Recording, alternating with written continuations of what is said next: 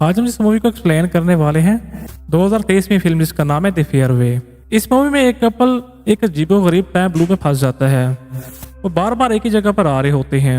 उनके साथ क्या हो रहा है मुझे समझ नहीं पाते। क्या वो कभी इस लूप से निकल पाएंगे? मूवी शुरू होती है हम सैरा और माइकल को देखते हैं जो एक डेजर्ट एरिया रोड 66 से होकर गुजर रहे होते हैं जहाँ पर दूर दूर तक कोई नहीं होता है। सैरा और माइकल एक दूसरे से बहुत ही प्यार करते हैं और ये दोनों जल्दी शादी करने वाले हैं। अब ये दोनों सैरा के डैड के पास जा रहे होते हैं जो काफी बूढ़े हो चुके हैं। थोड़ा दूर जाने के बाद वो पाते हैं कि उनकी कार किसी चीज से टकरा गई है और सरप्राइजिंगली ना ही उनकी कार को कोई डैमेज हुआ है और ना ही कोई रोड पे होता है। तो दोनों सोच रहे होते हैं आखिरकार उनकी कार किस चीज से टकराई है। रोड तो क्या यहाँ तो दूर दूर तक कुछ नहीं होता है। सैरा नीचे फिसल के गिर जाती है। वो देखते हैं कि नीचे अजीब सा सबटेंस होता है जो बर्फ की चादर की तरह लग रहा होता है। इतने गर्म मौसम में बर्फ कहाँ से आएगी? अब ये दोनों ज्यादा ध्यान नहीं देते हैं और कार में बैठकर अपने सफर को कंटिन्यू रखते हैं। अब अचानक से एक ब्लैक कार उनका पीछा करने लगती है। माइकल उन्हें आगे जाने का रास्ता देता है लेकिन वो पीछे ही रहती है। अब माइकल अपनी कार की स्पीड को ज्यादा करता है ताकि उनका पीछे इस ब्लैक रंग की कार से छूट जाए जो कि जानबूझकर उन्हें परेशान कर रहा होता है। तभी उन्हें रोड के किनारे एक पुराना डेजर्ट दिखाई देता है। इसके आसपास कुछ भी नहीं होता है। माइकल अपनी कार को वहीं जल्दी से रोक लेता है और ब्लैक कार आगे निकल जाती है। अब सैरा माइकल की इस ड्राइविंग से नाखुश होती है। वो बोलती है तुम्हारी से ड्राइविंग की वजह से हम किसी दिन बड़े एक्सीडेंट में पड़ जाएंगे। अब सैरा देखती है कि उनके फोन में कोई नेटवर्क नहीं होता है और इस रेगिस्तान में दूर दूर तो कोई नहीं होता है। जब वो रेस्टोरेंट के अंदर जाते हैं तो वो देखते हैं कि इस रेस्टोरेंट में एक बूढ़ा कपल बैठा होता है जो कि काफी अजीब सा बिहेव कर रहे होते हैं। वो दोनों उन पर ज्यादा ध्यान नहीं देते और अपने टेबल पर बैठ जाते हैं। यहाँ माइकल सारा से बोलते हैं वो अभी शादी के लिए रेडी नहीं है, उन्हें अभी थोड़ा और वक्त अपने रिश्ते को देना चाहिए।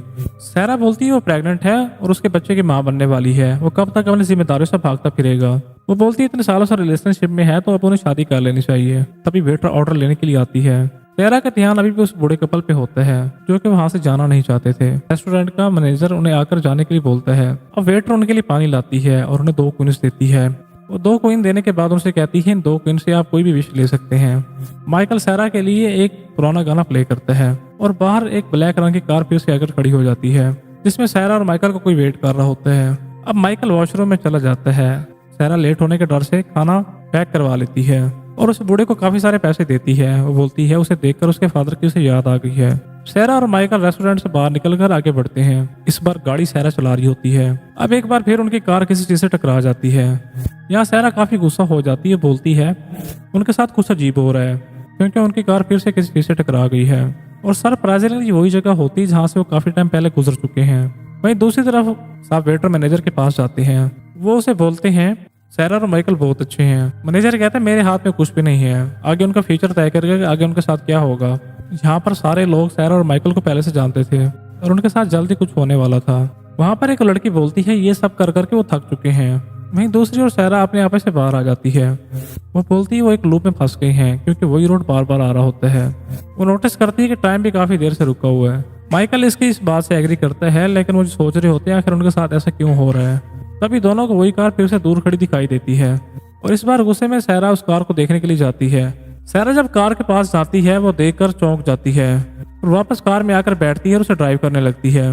अब वही ब्लैक कार फिर से उसका पीछा करने लगती है। माइकल उसे लगातार पूछे जा रहा होता है कि आखिर उसने दूसरी कार में क्या देखा है। सैरा सिर्फ डर के मारे लगातार रोए जा रही होती है। वो कार उन्हें पकड़ने वाली होती है। उन दोनों को फिर से वही पहले सामने वाला रेस्टोरेंट दिखाई देता है जिसमें पहले आ चुके थे। सैरा फिर से उस कार को वहीं पर ले जाती है। माइकल उसे फिर से पूछता है कि उसने उस कार में क्या देखा था। सैरा उसे कहती है कि जो कुछ उसने देखा है वो लफ्जों में बयान नहीं कर सकती, बस हमें उस कार से बचकर रहना होगा। अब दोनों फिर से रेस्टोरेंट में आते हैं और सैरा उनसे एक फोन के बारे में पूछती है तो जल्दी पुलिस को फोन लगाकर पुलिस को सब कुछ बताती है। जो कुछ उनके साथ हो रहा होता है उसे बताने के बाद वो पुलिस से मदद मांगती है। उन्हें बताया जाता है कि पुलिस स्टेशन यहाँ से काफी दूर है, मदद आने में कई घंटे लग सकते हैं। तब तक सैरा इसी रेस्टोरेंट में रहे। सैरा को ये नहीं पता होता कि जिसने उससे बात की है वो इसी रेस्टोरेंट का मैनेजर होता है जो कि अब तक उससे बात कर रहा होता है। अब माइकल उस मैनेजर से ब्लैक कार के बारे में पूछता है कि वो कौन है और वो काफी टाइम से उनका पीछा कर रहा है। वो मैनेजर हड़बड़ाया हुआ होता है। वो बार बार एक ही सवाल पूछ रहा होता है कि आखिर उनके साथ क्या हो रहा है और इस रेस्टोरेंट पर बार बार क्यों आ रहे हैं। मैनेजर उसे कहता है कि शायद उन्होंने पहले कोई गलत टर्न लिया होगा जिसकी वजह से फिर से यहाँ पर आ गए हैं क्योंकि इस एरिया में रोड काफी गोल गोल घूमते हैं। मैनेजर बोलते हैं उन्हें थोड़ा सा रेस्ट कर लेना चाहिए। सैरा आकर बोलती है उसने पुलिस स्टेशन में कंप्लेन की है, पुलिस वालों ने उसे यहीं पर रुकने के लिए बोला है। मैनेजर कहता है ये तो और अच्छी बात है, मैनेजर बोलते हैं उनके पास अच्छे अच्छे रूम्स हैं जहाँ पर वो रेस्ट कर सकते हैं। यहाँ पे ये लग रहा होता है कि मैनेजर जानबूझकर उन्हें यहाँ पे रुकवाना चाहता है, क्योंकि फोन पर पुलिस बनकर उसने उनसे बात की थी। अब दोनों वेटर से कुछ ड्रिंक मांगने लगते हैं और बोलती है यहाँ सभी के लिए सिर्फ 2 ड्रिंक्स अलाउ हैं, जो कि आप पिछली बार एक दफ़ा पी चुके हैं। उनमें से एक लड़की बोलती है अगर वो चाहें तो उनकी ड्रिंक पी सकते हैं, क्योंकि वो लड़की अब यहाँ और नहीं रहना चाहती। अब सारा उसे पैसे देने लगती है, लेकिन वो लड़की बोलती है पैसे उसके किसी काम के नहीं हैं। वो कुछ और कह पाती, मैनेजर आकर उसे रोक लेता है और अपने साथ ले जाता है। वो उनसे बोलता है शायद लड़की पागल है, इसलिए वो इतनी बहकी बहकी बातें कर रही थी। अब सारा अपने फादर को कॉल करती है ताकि उन्हें बता सके कि वो अभी तक यहीं पर फंसी हुई है। वो देखती है कि उसके फादर की उसके तक आवाज़ पहुंच रही होती है, लेकिन सारा की आवाज़ उसके डैड तक नहीं जा रही होती, इसकी वजह से सारा को फ़ोन रखना पड़ जाता है। अब वो मैनेजर उस लड़की को एक अजीब से रूम में जाने के लिए बोलता है, जहाँ पर वो लगातार रो रही होती और कह रही होती वो अंदर नहीं जाना चाहती, लेकिन मैनेजर कहता है कि इसने खुद ही चुना है और उसे ज़बरदस्ती उस रूम में फेंक देता है।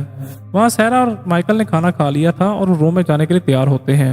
वहीं बूढ़ा धीरे से आकर बोलता है उन्हें वहाँ जाने से पहले सोच लेना चाहिए, और एक नोट भी छोड़ देता है जिस पर रन लिखा होता है। उससे पहले नोट को कोई पढ़ता, मैनेजर उसे आके हटा देता है। वो उन दोनों से कहते हैं वो उनका रूम इन्हें दिखाने के लिए आया है।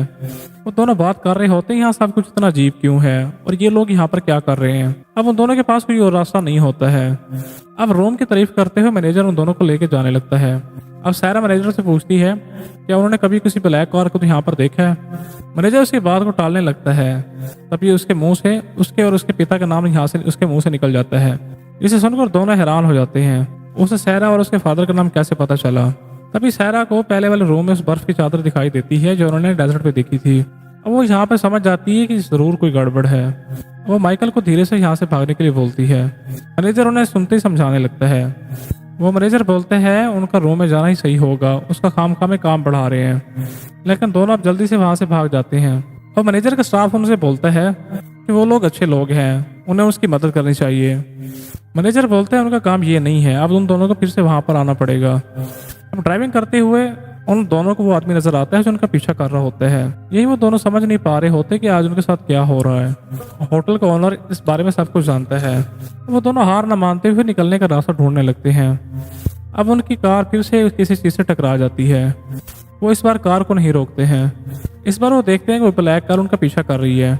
इस बार वो फैसला करते हैं वो सब चीजों को अलग से करेंगे।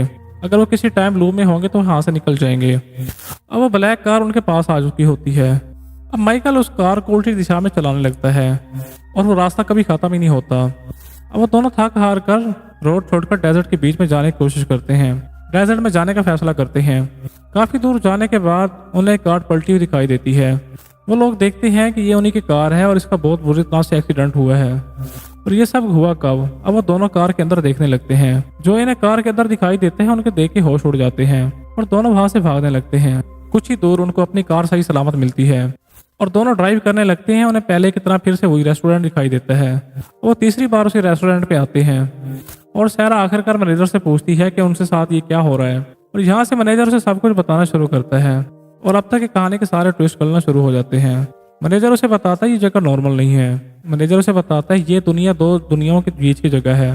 यहाँ पर हर किसी को मरने के बाद गुजरना पड़ता है, क्योंकि अभी तक सारा और माइकल दोनों जिंदगी और मौत की जंग लड़ रहे हैं, क्योंकि उन दोनों का इसी रास्ते में एक्सीडेंट हुआ है। अभी तक ये तय नहीं हुआ है वो दोनों बच भी पाएंगे या नहीं। वो जिस रूम में उसको भेज रहा था वो एक पोर्टल है जिसमें लोग मरने के बाद जाते हैं, जिसमें वो जल्दी से उनको वहां भेजना चाहता था। इसी वजह से कहानी की शुरुआत में हर बार उनकी गाड़ी एक ही जगह पे टकरा जाती है। दरअसल रियल में उन दोनों के यहीं पर एक्सीडेंट हुआ था।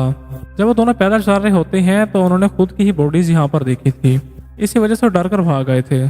और इस कहानी के शुरू से हिंट भी दिया गया था जब सारा ने कहा था कि वो काफी हरास ड्राइविंग करता है, ये किसी दिन उनके लिए खतरनाक होगा।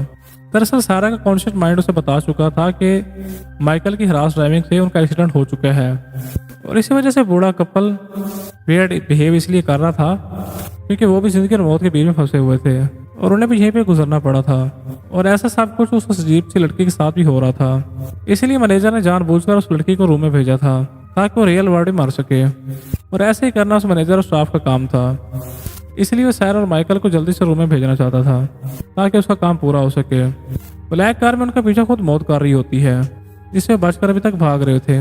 उसके बाद मैनेजर उनसे बोलता है अगर उनके पास जीने की कोई खास वजह ना हो तो उस रूम में जा सकते हैं। और वो रोमो को आफ्टर लाइफ में ले जाएगा। और सारा बोलती है प्रेग्नेंट है और अपने बेबी को बड़ा होते हुए देखना चाहती है। वो समझ चुकी होती सारा और माइकल इस लूप से नहीं निकल सकते, उनमें से किसी एक को यहीं पर रहना होगा। और माइकल के पास जीने की कोई वजह भी नहीं होती है, वो तो हमेशा अपनी जिम्मेदारी से भागता रहा है, इसलिए उसने अभी तक उसे शादी नहीं की थी। और भागकर माइकल को किस करती है। माइकल उसे कहता है तो बेबी के लिए जीना होगा, और माइकल का साथ यहीं तक होता है। दिखाया जाता है जब इनकी बॉडीज पड़ी होती है तो सारा की आंखें खुल जाती हैं। माइकल दुनिया छोड़ चुका होता है और इसी के साथ मूवी यहीं पर खत्म हो जाती है।